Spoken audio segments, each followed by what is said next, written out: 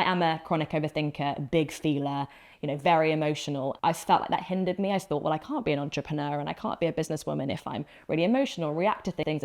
But I've kind of used that to my power. Because when you bring women together, it is so powerful. Absolutely. And there's nothing like it. You're in a room of people, of women who are just being super honest and like so raw and open, which again, I just love.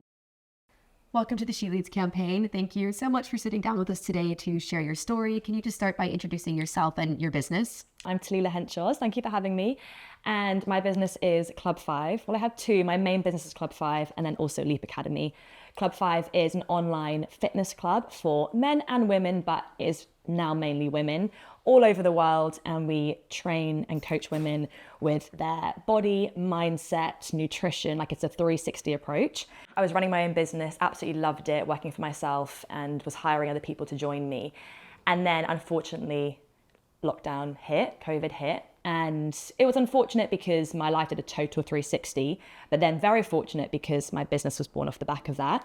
So I do these workouts and I invited friends and family to join and just said, look, guys, let's keep ourselves mentally okay here. At the same time, I was trying to do my marketing consultancy business. And I had a lot of clients at the time saying to me, look, the first thing we need to cut is our marketing budget. So I was having to pause a lot of my contracts and I was like, I can't kind of continue doing this and trying to make this work as well as trying to support this community that's growing.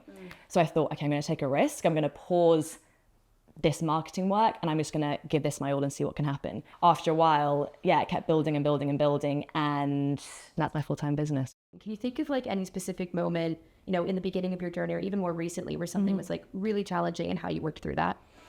The biggest struggle was, first of all, accepting help because I was a control freak at the start. All the systems and I guess automated kind of operational tactics that were needed were all up here. So when the first person joined my team, they were like, so where's this? And I'm like, well, I'll just tell you. And they were like, no, we need it on paper. And I was like, oh, okay.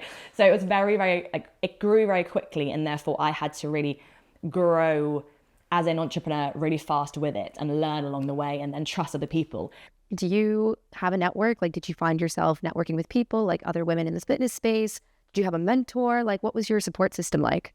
My role models were actually my dad and my brother. I was having this kind of business support and recommendations from two very strong men in my life. And that was super helpful for a lot of ways, building the structure of the business and the operational, setup. As I've progressed through, I guess, Club 5, the growth of Club 5, I've realized how important, like I said, that female influence is. And in the last couple of years, I've been on a deep dive into my own understanding of women's health and the life stages of a woman, what we go through, from puberty through to having our menstrual cycle, through to menopause, all these different stages. I went on this kind of big deep dive into understanding hormones and cycle, how that affects training, nutrition, everything. And then I started going to these seminars and women's health summits and women in tech. And I was so empowered by that because when you bring women together, it is so powerful. Absolutely. And there's nothing like it. You're in a room of people, of women who are just being super honest and so raw and open, which again, I just love. And that's what our club's been built on. I've kind of reached this point where my body, everything was so inflamed. I was so burnt out. I wasn't listening to my body, my hormones, anything. So I had to have a real reality check. I went away for a month and just re-looked at everything. Like I mentioned, that kind of solo time, which was incredible. And then actually helped us launch the next phase of the business, which was supporting women going through their menstrual cycle or, wherever they are in their life stages as a woman, helping them navigate that and get results off the back of it without ignoring their hormones, using it as their superpower. So even though there's been this burnout and I guess, tougher times, there's always been a positive, it's always been a learning and then an application to the business, which has been hopefully really helpful for other people because I'm living it, doing it, and then teaching it, Yeah, absolutely. When I do that, the women share back and open up equally. Switching gears a little bit, do you feel like there's ever been a time in your career where, your gender has been a bit of a barrier for progress in your work?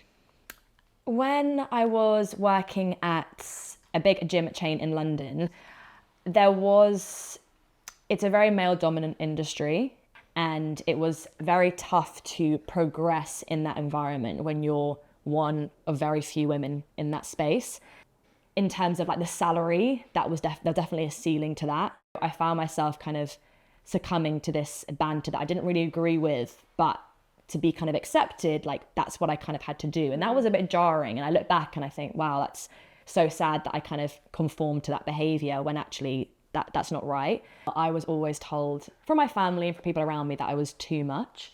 And this has always been a thing I think a lot of women navigate, is you're too much, you're too emotional, you're too opinionated, like kind of just calm down, simmer down. And it's really tough to then fight against that and not be seen as someone that is like causing issues or, taking up space or, being kind of controversial. And I think women have to navigate that. When a man is, really proud of what he believes in and talks very like boldly, it's kind of celebrated. It's like, wow, so, it's that kind of male energy that people expect. Whereas I think when women are more like that, it's kind of like, oh, okay, I'm not sure how to deal with that.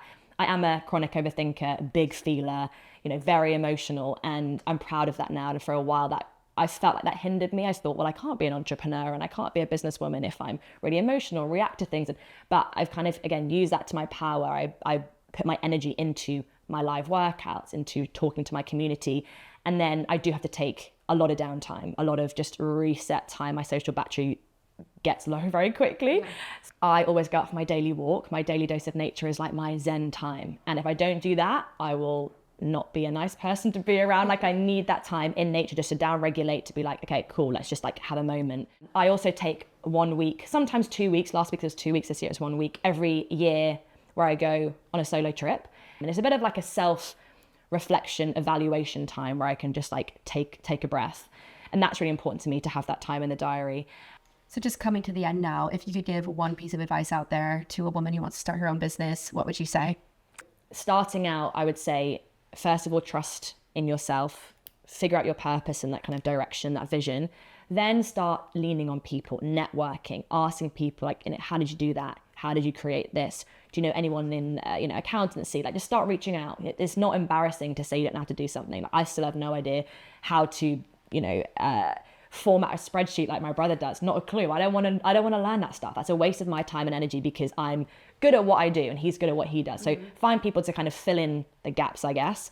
Just trust that things are going to go wrong, and that's part of the journey. And you got to be thick-skinned and you got to be willing to take the risks and put in the time, but also know that you get to then live, in my opinion, an incredible life of following your purpose, but also that freedom, that your time to decide how you're going to work, where you're going to work. Like for me, that was one of the biggest things. I want that financial, but also work freedom, my kind of lifestyle that I wanted to create. And that was like a risk I was willing to kind of compromise to get there, Yeah, that message is going to resonate with so many women out there. Thank you again for sharing your story. That was really great and so inspiring. Good. Thank you so much for having me.